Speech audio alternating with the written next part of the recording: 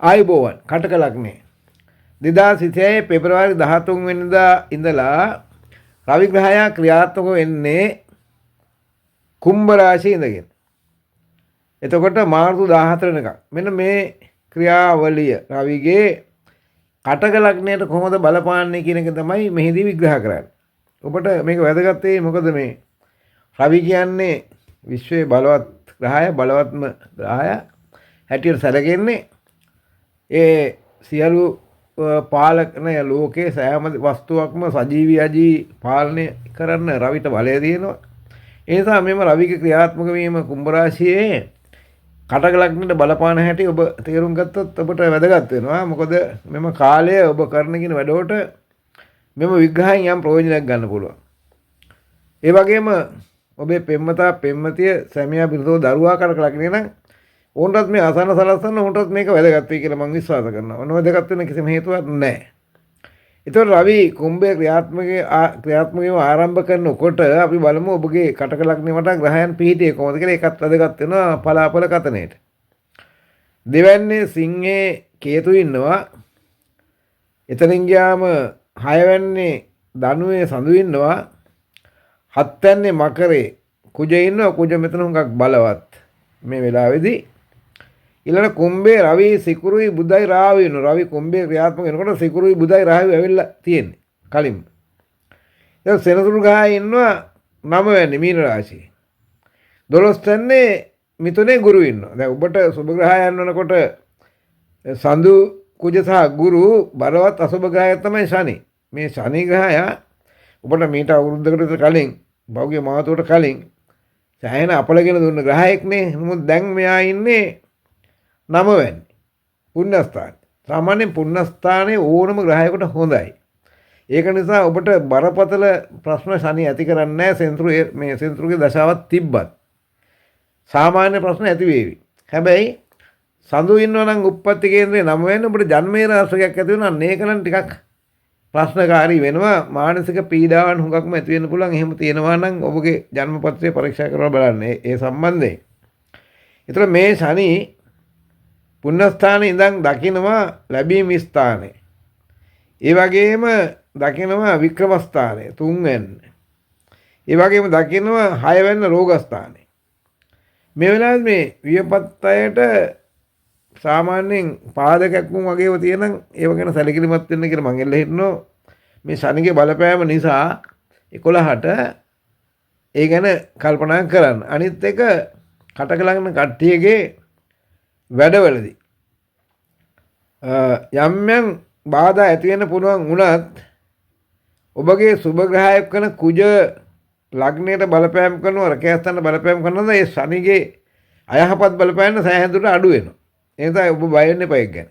අර රෝගී තත්ත්වයන් ගැන නම් සැලකිලිමත් වෙන්න වියපත් කට්ටිය. මොකද ස්නායු ප්‍රශ්න ඇති වෙන්න පුළුවන්. ශනි කියන ග්‍රහය ටිකක් රෝග කල්ලල්ලන ග්‍රහයක් නිසා සහ 11 බලපෑම් කරන නිසායි මම එහෙම කිව්වේ. ඒතර කුජ ග්‍රහය ඔබට සුබ ග්‍රහයේ 5 වෙනි අධිපති. එයා 7 වෙනි ඉඳන් 10 වෙනිත් ලග්නයක් ධනස්ථානයක් දැකීම ඉතාමත් සුබ තත්ත්වයක්. මොකද හේතුව ධනයට හොඳයි මේක. ලැබීම් වලට හොඳයි. මොකද ඔබගේ ධනස්ථානපති රවිත් 8 වෙනි ඉඳන් හරියටම අංශක 180 කෝණයෙන් ධනස්ථානට බලපෑම් කරනවා. සමාගී ස්ථානට. මේක ධනයට හොඳයි. ධනය ලැබීමට හොඳයි. ඒ නිසා මේ ධනය ලැබීමේ හැකියාව තියෙන ඔබ මහන්සි වෙන කැප වෙන්න ධනය ලබා ගන්න පුළුවන් ඔබට. මොකද හේතුව සිකුරුස් ධනස්ථානාධිපතිට බලපෑම් කරනවා. සිකුරු ඇවිල්ලා ලැබීම් ස්ථානෙත් අධිපතිය. ඒ වගේම මේ 4 වෙනිත් අධිපතිය. මෙන්න මේ නිසා ලැබීම් වලට හොඳයි. මේ සාමාන්‍ය යාන වාහන ගැන බලාපොරොත්තුවක් තියෙන ඒ බලාපොරොත්තු ක්‍රියාත්මක කරන හොඳ අවස්ථාවක් ලබා දෙනවා මේ රවි පෙබරවාරි 13 න් පස්සේ. ඒ නිසා ඒ ගැන සැලකිලිමත් වෙන්න. ඔබට ඒක වාසිදායක වෙනවා. මේ මොකද ඒ සඳහා ණයක් ලීසින් එකක් වුණත් ගන්න අපහසු වෙන්නේ නැහැ. ඒ තත්ත්වය යටතේ. ඊළඟට ඔබගේ කුජ ග්‍රහය ලග්නය දකිනකොට සහ 7 වෙනි ඉන්නකොට 7 වෙනි කියන්නේ විවාහ ස්ථානයේ වගේ ව්‍යාපාර ස්ථානයේ කුජ මෙතන ඉඳන් රැකියා ස්ථානයේ නැත්නම් ආදායම් මාර්ග ස්ථානයේ 10 වෙනිටත් බලපෑම් කරනවානේ. ඒක තමයි ආදායම් ලැබීමට හොඳයි මේක. ව්‍යාපාරිකයන්ට හොඳයි මේක. ඒ වගේම හරි බලවත් කුජ මෙතන ඉන්නේ මේ වෙලාවේ. මේ කුජ ලග්නයටත් බලපෑම් කරනවා, ධනස්ථානට බලපෑම් කරනවා, ව්‍යාපාර, රැකියා වගේ දේවල් වලින් ආදායම් තත්ත්වය සාර්ථකයි. මේ පහුගිය කාලට වඩා ආදායම් ලැබෙයි. හොඳට ඔබට අලුතෙන් හිතලා අලුත් දේවල් කරන්න පුළුවන් මේ ව්‍යාපාර සම්බන්ධයෙන්. ව්‍යාපාරයක් ආරම්භ කරනොත් මේ කාලේ හොඳයි. ඒකම සනි පුණ්‍යස්ථානේ ඉන්න හත්වැන්න අධිපතියා, ඒ වගේම ආදර ස්ථානයේ ඒ වගේ පස්වැන්න අධිපතියා හත්වැන්නේ මේ හතේ ඉන්න විවාහ ස්ථානේ. මෙන්න මේ தත්ත්වය විවාහ අපේක්ෂකයන් හොඳයි. යෝජනා ගෙන ගන්න හොඳ යෝජනා ඒවි.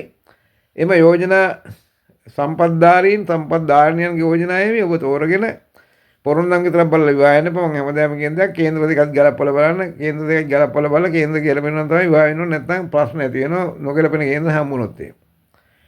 ඉතින් ආදර සම්බන්ධතාවයනොත් වැඩි වර්ධනනවා.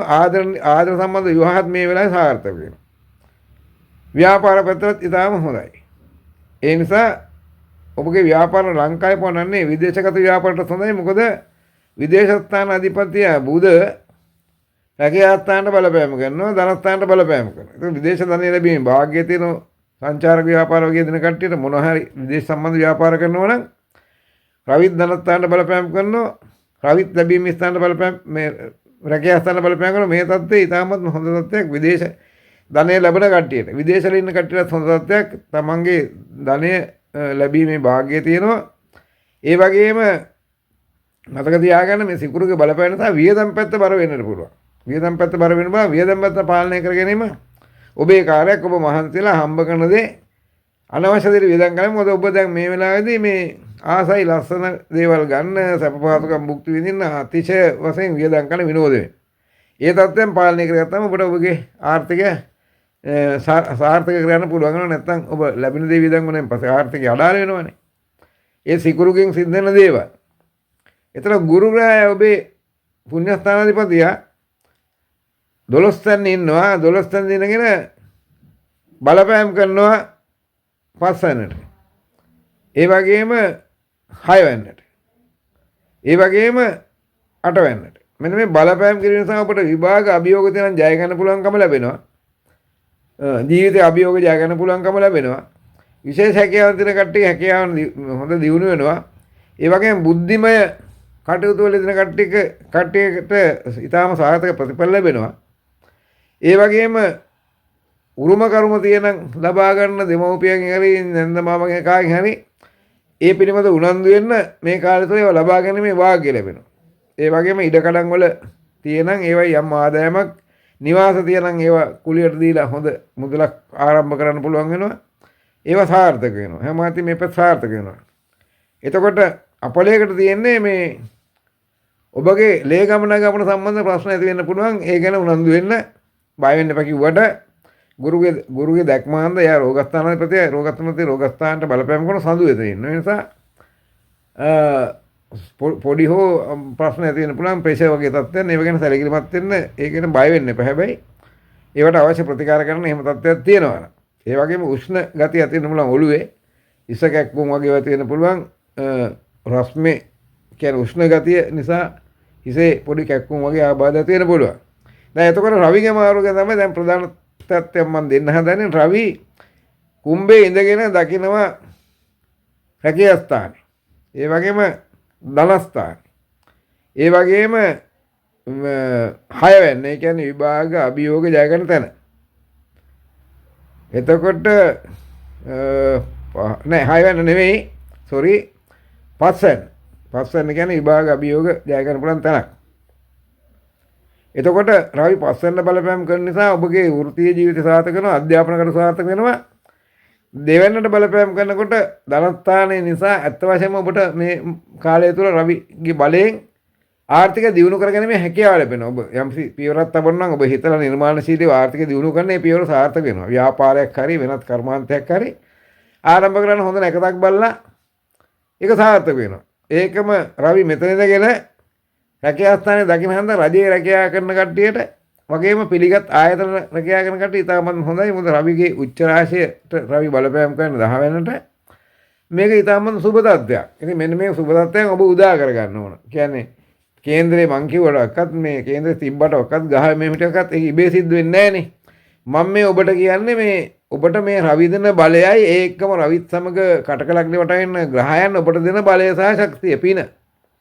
ඒක ඔබ ක්‍රියාවට නම් ගන්න ඕන. ඔබයි මහන්සි වෙනවා. ඔබයි කැප වෙනවා. මොකද 11 කියන්නේ ලැබීම් ස්ථානාධිපතිය ලැබීම් ස්ථානය කියන්නේ මේ නිකන් ලැබෙනව නෙමෙයි. මහන්සියෙන් ලබා ගන්න එක. ප්‍රාර්ථනා කරුවට ලැබෙන්නේ නැහැ ක්‍රියාත්මක කරන්න ඕන. මම හැමදාමත් කියන එක මොකද කරන්න කියලා උදාහරණ දැන් අද උදාහරණ ඕනේ නැහැ. ඔබ දැනගන්න මේ පින තියෙනවා මේ ක්‍රියාත්මක කරන්න කියලා. ඒ වගේම දැන් ඔබ මේ කරන කියන කටයුතුවලදී යම් බාධාවක් පැමිණෙන නම් බලන්න ඔබගේ උප්පත්ති කේන්ද්‍රයේ සඳු වෙනවාද කියලා නම යන එහෙනම් පොඩි පොඩි බාධා ඇති වෙනවා ඔබට. ඒකම ඔබගේ විවාහ සම්බන්ධ ප්‍රශ්නවලදී කේන්ද්‍ර දෙක හොඳට පරීක්ෂා කරව ගන්න අපල තියෙද කියලා බලව ගන්න ඔබගේ පවුලේ ජෝසක්ඥයට කියලා නැත්නම් ජෝස මහත්මියට කියලා ඕන් පැහැදිලි කර දෙයි මෙන්න මේ අපලවට මෙන්න මේව කරන්න කියලා ඒ පිළිවෙත් කරන්න. ඒවෙන් අපල සායනටපත් වෙන්න පුළුවන් වෙනවා. බාධා තියෙනම් විදේශගත වෙන්න හැරි මොකද විදේශගත වීමේ වාග්යත් අපිට මේ වෙලාවේ තියෙනවා. මොකද විදේශ රැකියා ස්ථානාධිපතිය කුජ ලග්නේ දකිනවා. ඒ වගේම බුධ ග්‍රහය රැකියා ස්ථාන දකිනවා. විදේශ ස්ථානාධිපතිය මේ කුජයි බුධයි දෙන්නම රැකියා ස්ථාන දකිනකොට කියන්නේ විදේශ ස්ථානාධිපතියයි රැකියා ස්ථානාධිපතිය විදේශ රැකියාවල් පිළිබඳව වාග්යක් ඔබට තියෙනවා. හැබැයි බාධායි. මේ බාධා ඔබ ජය ගන්න ඕන. රැවටීම් වලට වෙන්න පුළුවන් රාහුල තැනේ හැටියට. ඒ නිසා මේ බාධා ජය ගැනීම හැකියාව අපිට තියෙනවා. පොඩි පොඩි බාධා එනවා. ආයි කියන්න ඕනේ නැහැ නේ පටස් ගාලා යන්න පුළුවන් කියලා. ඒ බාධාවන් ජය ගන්න ඔබට පුළුවන්කම තියෙනවා. ඔබ උත්සාහ කරන්න මහන්සි වෙන්න ඒ බාධා ජය ගන්න හරියට වැඩේ කරොත් දිනු වෙන්න පුළුවන්. අනික හොරපාරෙන් යන්න හදන්න එපා. අමාරුවේ වැටෙනවාමයි. හරිද? ඒ නිසා මේ බාධා ජය ගැනීම හැකියාව තියෙන ඕන බාධා කියනේව නැත්තේ නෑනේ කාටවත්. ඔබට බාධා ඇති වෙන්න පුළුවන් මේ විදේශ රැකියාව සම්බන්ධයෙන් යන එක සම්බන්ධයෙන් මේ කටකලක්නේ කට්ටියට. හරිද? නමුත් මේ බාධා ජය ගැනීම හැකියාව ලැබෙන මොකද කටකේ යෝගකාරක ග්‍රහය මේ කවුද මේ ගුරු විදේශ ගමන් ස්ථානාධිපතිය විදේශ ස්ථානයේ ඉන්න නිසා. ඒ බාධා ජය ගැනීම හැකියාව තියෙන බුද්ධියෙන් තමයි මේ බාධා ජය ගන්න වෙන්නේ. ඉතින් බුද්ධිය පාවිච්චි කරලා මේ බාධා ජය ගන්න අනිවාර්යෙන් ඔබට විදේශ රැකියාව ලබාගෙන මේ වාග්ය තියෙන විදේශවල ඉන්න කට්ටියටත් අවස්ථාවක් තියෙනවා රටවල වුණත් මාරු කරන්න. හොඳ අවස්ථාවක් තියෙනවා මේ කාලේ. රවිගේ බලයයි ගුරුගේ බලයයි බුධගේ බලයයි එකතු වෙනවා මෙතන. ඒ නිසා ඒ වගේ ඔබ සුබ පැත්තට වැඩ කරන සුබවාදී හිතන්න ධනාත්මක හිතන්න ඔබට සාර්ථකත්වයක් මේ රවිගේ බලයත් එදා රවි ක්‍රියාත්මකදී කුම්භේ ක්‍රියාත්මක කොට අනිත් ග්‍රහ පීඨිමුත් ඔබට ලබා දෙනවා. මේ පින නැත්නම් ශක්තිය බලය ඒ ක්‍රියාත්මක කරන්න. ක්‍රියාත්මක කරලා ඔබ ඉදිරියට පියවර තබන්න. එහෙමනම් ඊළඟ වැඩසටහනින් හමු වෙනතුරු මම ඔබෙන් ඉල්ලා හිටනවා මගේ මෙම නාලිකාව මෙතෙක් subscribe කරලා නැත්නම් අමතක කරන කලින් මේ මොහොතේම subscribe කරලා bell icon එක ඔබන්න. එතකොට තමයි notification එකේ මගේ ඊළඟ වැඩසටහන බලන්න. ඒකත් ඉල්ලනවා. ඒ වගේම ඔබ කැමති නම් යහපත් විදියට මේ ඔබ දන්න අනිත් යාළු මිත්‍රන්ටත් මේක ෂෙයා කරන්න. මොකටද මේ අදහසෙන් ප්‍රයෝජනයක් ගන්න පුළුවන්. එහෙම ඉල්ලමින් මම නවතිනවා. එහෙනම් ඔබට මේ රවිගේ මාරුව නිසා පමණක් නෙවෙයි මුළු ජීවිත කාලයම ඕනම ග්‍රහ මාරුවකදී අපල උපද්‍රව නොවේවා. සාර්ථක වේවා ජයග්‍රහණ ලැබේවා පවුලටමත් ඔබටත් සැමටත් සිතමින් මම නවතිනවා පතමින් නවතිනවා ඔබට ජයෙන් ජයම් වේවා.